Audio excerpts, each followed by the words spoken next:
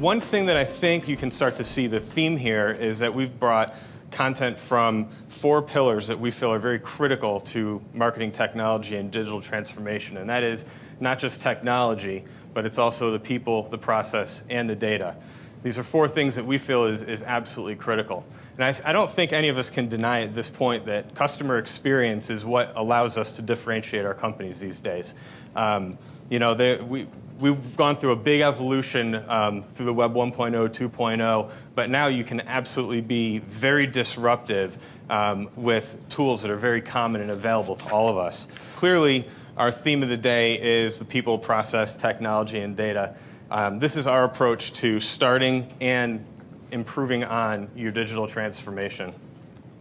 One interesting thing that, we were doing a little research leading up to this, this talk, which we've titled The Changing Landscape of Customer Experiences. Customer experience, the word experience is one of those that is getting a lot of airplay, right? It's kind of overplayed. It's kind of a nebulous term at this point. But we did a little bit of research on some keywords like user experience and customer experience and experience design and some things like that. The red line here is a trend of people searching for experience-like terms across the US. And then the blue is in Georgia. And I thought a couple interesting things. First of all, Georgia is kind of leading the average over the US. And maybe that's the number of organizations here, but maybe it's also, there's quite a concentration of MarTech product companies in Atlanta, right? Some great leaders here, and maybe that's some of that as well. And then we're kind of wondering what that spike was in 05, 06. I think, Peter, you said it well. We started the business 10 years ago. Maybe I'd love to believe that that was the day we started Arke. I'm not sure.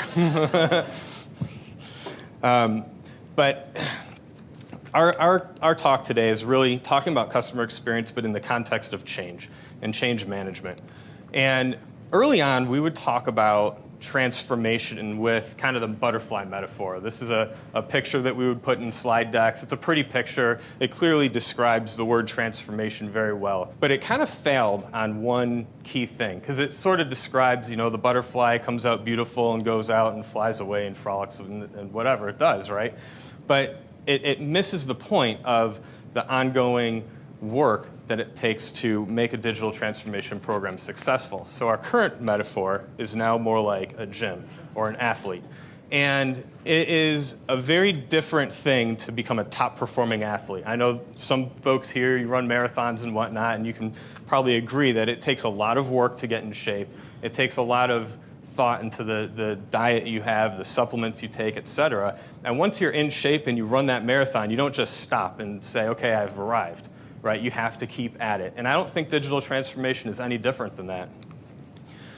If you don't go into it with that kind of expectation, as a vendor or you as a leader in your organization, if you don't have the right expectation to the others around us, we kind of sound like drill sergeants, right?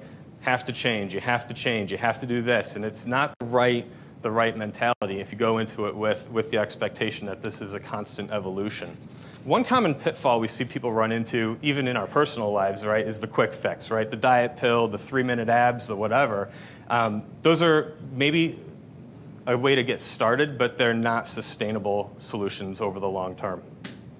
And in the long run, you really have to continue to focus on those 4 pillars and hone in, your proficiency on all 4 of those in order to really have long-term sustainable impact. Which really means that not only do we have to focus on technology and the 4 pillars, we have to think about this in terms of behavior. Our behavior, the behavior of our customers, there's internal behavioral changes and external behavioral changes that we need to think about every day running this kind of a program. One thing that Michael Seifert said, if you don't know Michael Seifert, he's the CEO of Sitecore, and at their symposium a couple years ago, he was doing a keynote, and this was his quote. He said, "Consistently poor experiences are signposts for disruptive business opportunities that you can seize using technology." There's a lot of words there, so let's break this down into 3 things. Consistently poor experiences are signposts for disruptive business opportunities that you can seize using technology. We've heard examples of this today, right? Uber, Amazon, all of these are examples of a business who's completely redefined the customer experience and gone into the industry that has traditionally poor customer experience and completely disrupt it by using technology. And we can all do the same thing, but it takes a strong leadership team to be able to impact that much change, especially in the size of our organizations. But we certainly can't deny that the society, the cultural change, it's everywhere. It's all around us. If you're in an industry where people say, maybe in your organization, well, we're just not affected that way, or those things aren't going to impact us in the long term, I think you have to really challenge that, because the status quo doesn't work long term anymore, right? There's also internal behavior changes. So when we think of internal behavior, we think a lot about adoption of technology, adoption of process, adoption of data, all these things. Making sure that people get adopted to this new process, to this new world, is critical. And it's critical in order for you to realize the ROI on all these big investments we're making. Some of the things that I think we run into, though, as organizations is you kind of have to eliminate the fears and the blockers. And some of the folks on the client panel explained how they overcame some of these. But you have people fears in terms of, this is the way we've always done it. This is the standard process. This is the way we manage projects. This is the way we make investments. We hear these every single day. And I think it was Forrester put out the paper a few years ago about systems of innovation versus systems of record, and how IT departments, you can't manage a digital transformation the way that you manage an ERP system, right? And that's what we're talking about here, changing the tools that you use internally to govern your organization and educating everyone so that you can bring them along and be more responsive, because the pace of change is increasing, right? We need to be there to meet that, or become a little bit more irrelevant. So what we're going to roll out today is a framework that we've developed at Arke, leveraged on a lot of great thoughts as well from others. But in building this framework, we had a couple of goals. We really had 3 goals. One of them was to create a system where we could rank and score ourselves. Where are we today? Where are we going in the future? It was also to create a taxonomy, a way of talking about digital transformation and change inside of our organization and get everyone on the same page. And then the third is to help establish a vision and then use it as a management tool so you can measure, are you making progress through this change? Are you iterating through it at the expected pace? Scott Brinker has made us also, has illustrated very well how cluttered the marketing technology space is. So we decided to call this just yet another marketing maturity methodology. I'm kidding. We're calling it Arke's Digital Transformation Framework. And let me walk you through this in the context of just a fictitious company, just to give you some illustrative points as you think through your business. I'm going to represent a bike shop. We'll call it Eric's Bike Shop, and it is local to Atlanta. There's 7 locations across Metro Atlanta. We have a website. We do e-commerce. We also have 7 retail stores across the city. And when going through these questions, I'm going to score myself either a 0, a 1, or a 2. Okay, 0 means I don't have this capability at all. It is, or it's over 3 years old and it's on an old version. It needs to be upgraded. I'll give myself a 2 if we're using this technology, we've absolutely mastered it, we're using every corner of the product to its fullest extent, and we'll answer a 1 if we're somewhere in the middle. Okay. So for Eric's Bike Shop, the CMS, we have Sitecore. We've got 8.1. It's the latest, greatest version. But we're only using it to manage content. We're not doing any of the personalization work right now. So we'll give ourselves a 1. On CRM, we've rolled out Salesforce. We have a lot of data in it, but we haven't done a good job of deduping our marketing list, and it's not very clean. So we'll just give ourselves a 1 there as well.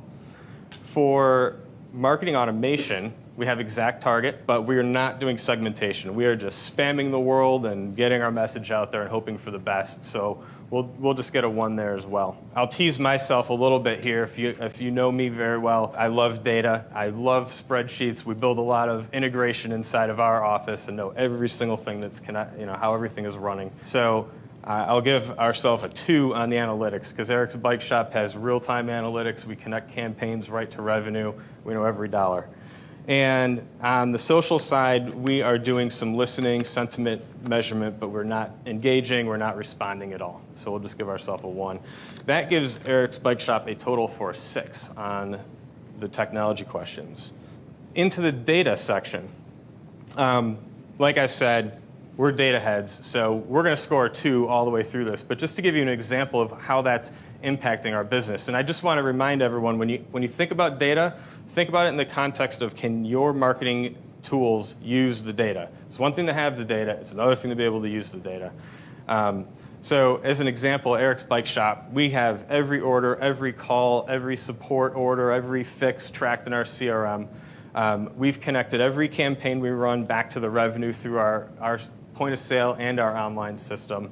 We've got this big 60-inch heads-up display in the lobby with all these graphs in real time showing all how we're operating.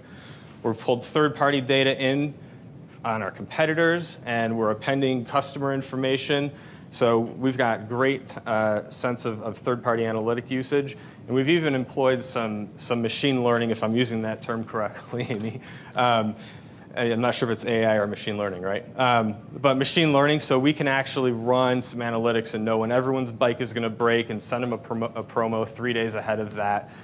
So on the data side, we're really crushing it. Going into process, this is often an area where we see some folks score a little lower. On the Bike Shop side, we have most of our process documented, but it's only about 80% there.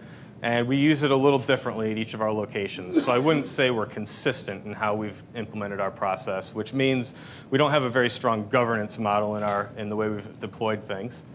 But we do have a really good continuous improvement loop, but only on the data side, not necessarily on some of the other pillars. And we've rolled out an agile methodology, but only for our IT department. So we're only building technology with it. We haven't started using those tools inside of marketing. So for the Bike Shop, we scored a 4 under process. All right, so for the last pillar here, people. Being a small, medium-sized business, there are a lot of generalists in the organization. Only specialty is in the data area. Change management, though, we're very comfortable with, responding to the competitive landscape and everything going on around us. We've also invested a lot into training and talent development, and we'll score a 2 on that. In using resources, we are still trying to find that perfect balance of internal and external, so we'll give ourselves a 1. And on the team side, we've got an outstanding culture. Everyone works well together, holds each other accountable, so we'll score a 2 on that. Total of 7 for us on these. Now, what you can do, take your numbers and plot them out on the 4 axes on your target there and draw a line between them, just so you can get a pretty good visualization of how you're doing. And when we do a full assessment like this, we go really deep into, not such subjective, like, are you doing this, are you not doing this? You get a lot more scientific. But I'm really curious, just looking out at the room, how many, by a show of hands, scored, just in only one pillar, a really high score, like 4 or more points higher than the other 3. So you only have one outlier. There's a couple. Yep, about 10%. And then if you look at how many of you in 2 pillars have really high scores and low scores in the other 2 pillars. A couple there as well. That's usually where most start to, that most of them fall into. And then how many are scoring 10s across the board in all of them? 9s in all of them? Okay, I'm not surprised. It is a hard thing to achieve perfect 10s on all of these, but that's something that we should really be going after, because these are the 4 areas that are going to drive change inside of our organizations. So at this point, we've kind of accomplished 2 of the goals for our framework, and that is creating a scoring system. This is the high-level version, and then a taxonomy for how we can kind of describe where we are today and where you want to be. Now, the second piece of this is a customer journey framework. We've seen several flavor of these, and our default has 5 phases in the buying journey. So we have awareness, research, nurture, convert, advocate. And our goal here is to design an experience that meets the needs of our customers today and in the future, so that we can capture more market share. And I'm not talking just about the creative, the homepage image or whatever, the that's important, but the intentional experience that someone has at every moment, from the very first time they interact with your brand to the very, the 100th time they interact with your brand. What we find, especially in kind of a shorter version of this, is that it helps to get very specific in terms of your audience and the product that you fill this out in.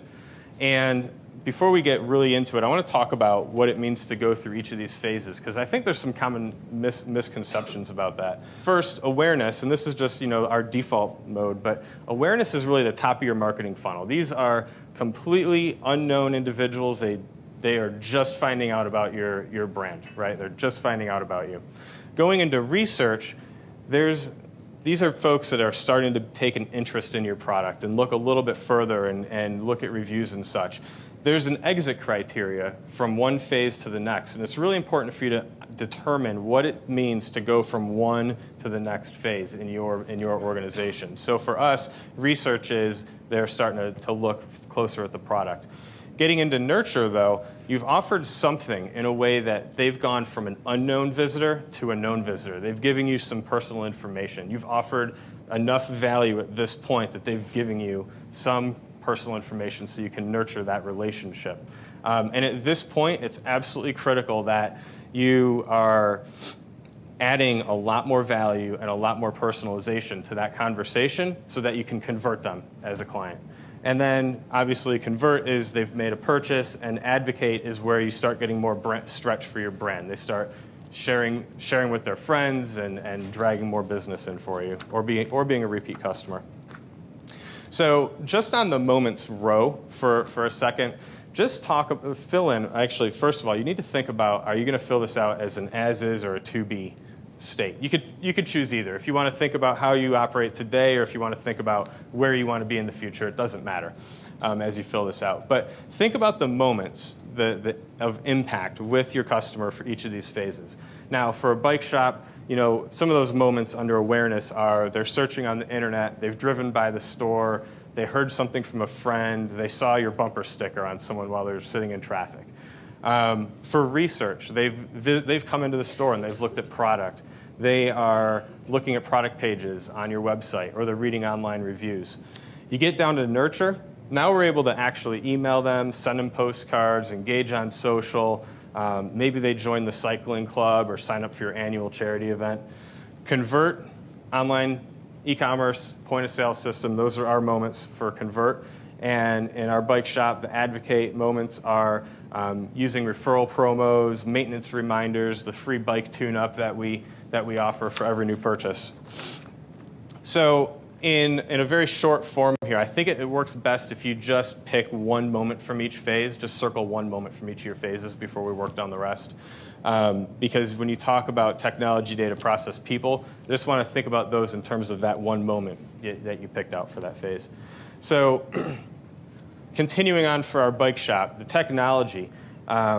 What are some of the technologies? And I don't mean what product. I don't mean, don't fill out Salesforce or Sitecore. Think about the capability of the product that you're using for engaging at that phase, right? Are you using landing pages and email or web forms in that awareness phase? Maybe you're doing personalization and engagement analytics value scoring in the research phase.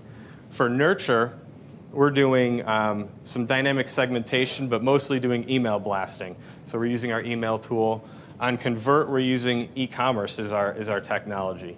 And under Advocate, we're doing referral tracking. So we've got this big referral database, and we can see how we're performing on that. What you start finding is, as you work through a workshop like this, is that these technology products start converging on each other. They all do what each other does, right? So it's really important as you lay out this kind of roadmap that you zero in on what the products are really good at and not just what the other things they can do, because they're all trying to do the same thing as each other at the end of the day. Working down to data. There's really two things that we want to look for in data. And one is, what is the piece of data that you have or need in that phase for those visitors? And then what is the data you're looking at to measure whether you're doing a good job of engaging visitors at that phase? So you might be looking in the awareness phase, like you're looking at the keywords that people are searching for, right? But to measure how we're doing, we're looking at click-through rates, we're looking at number of new visitors on our website.